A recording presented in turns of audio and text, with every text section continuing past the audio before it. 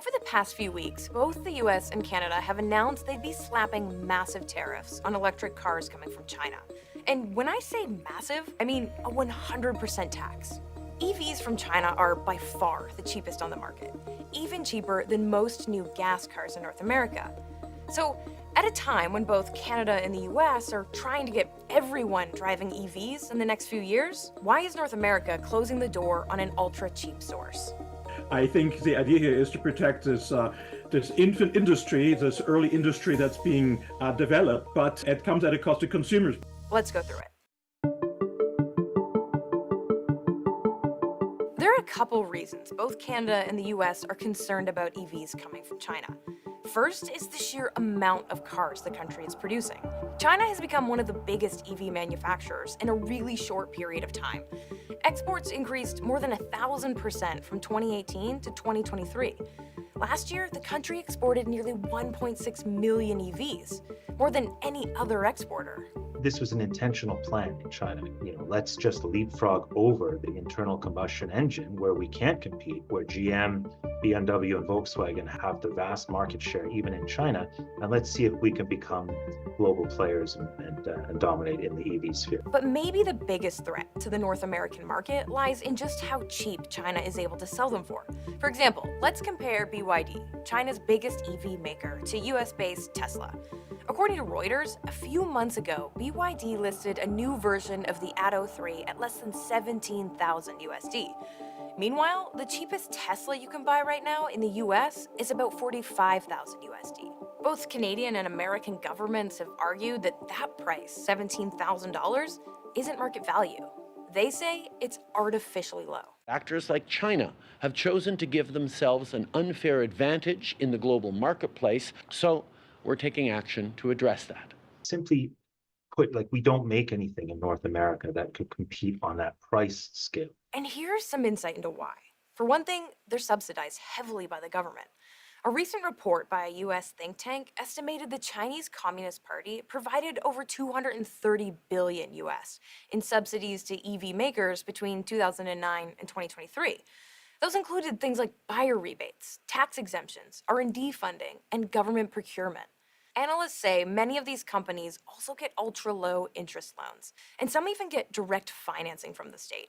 We're at the point where the subsidies can't be ruled out as a defining factor in how cheap these are. Now, to be fair, Canada and the US do also subsidize EVs with pretty big tax breaks and rebates. But in China, it's not just the cars that are subsidized. It's the entire supply chain.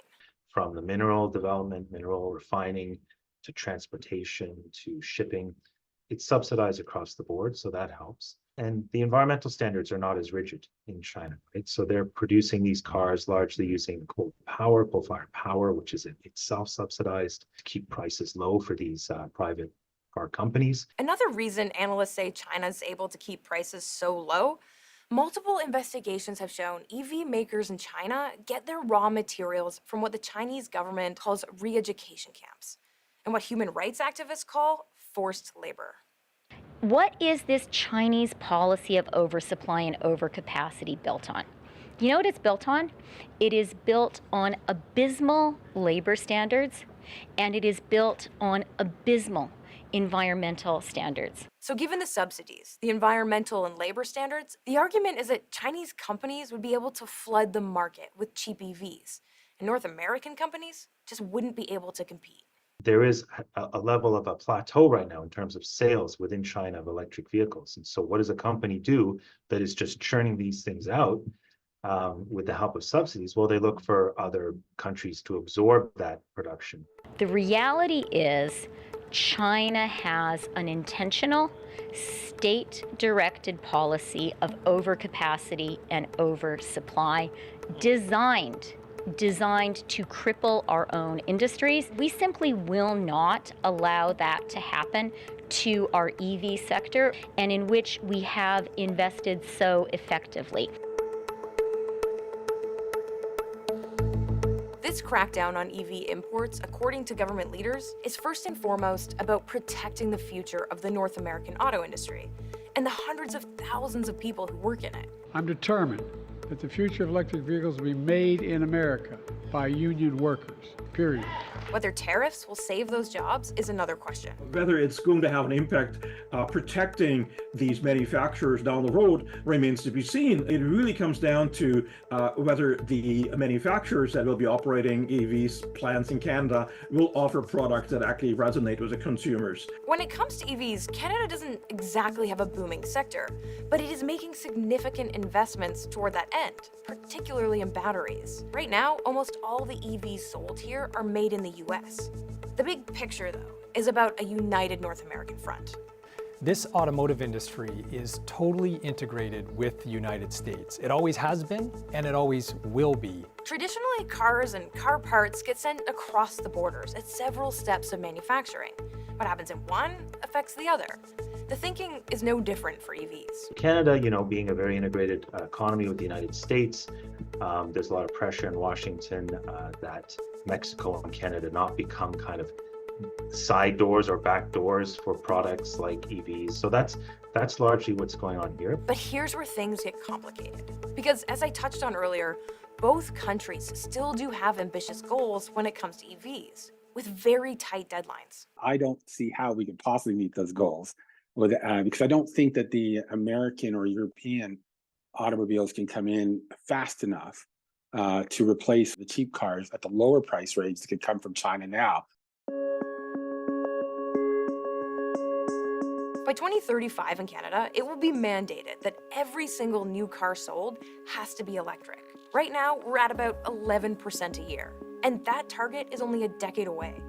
For a lot of potential buyers, it seems out of reach. Electric vehicle price tags still give many consumers sticker shock. It costs too much if the battery goes. It's a quarter of the cost of the car. According to the Canadian Black Book, the average cost of a new car in Canada is around $66,000. For an EV, it's $73,000. So people just aren't buying them. As a result, many North American manufacturers are actually cutting their EV production.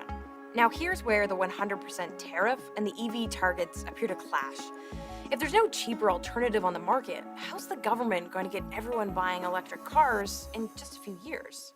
What we're seeing right now is we're in the early stages of a transition, but we've gone from 3 EVs in 2012 in the Canadian market to over 80 now in virtually every size and segment. So the vehicles are here, but the industry does need more time to allow these major investments, $40 billion and counting in Canada, to actually achieve their economies of scale. So while the stated goal is to help protect the North American auto industry, it's likely there will be ripple effects felt in at least 2 major ways. Tariffs, generally speaking, are seen as a tax on consumers. Consumers will feel the pain of these measures. You're reducing the choice for consumers, which means EVs produced in China, which currently means mostly Teslas, would be actually frozen out of the Canadian market. The tariffs also raise the stakes for Canada's relationship with China. These actions undermine China-Canada trade ties, harm Canadian companies and consumers' interests, and do no good to Canada's green transition and global climate response. Experts have said we should prepare for retaliation. The usual pattern for China is they look at what a country exports. Barley, canola, pork could be subject to tariffs because China knows that they can get these products elsewhere. Canada needs to be ready for all manner of reactions, and we are.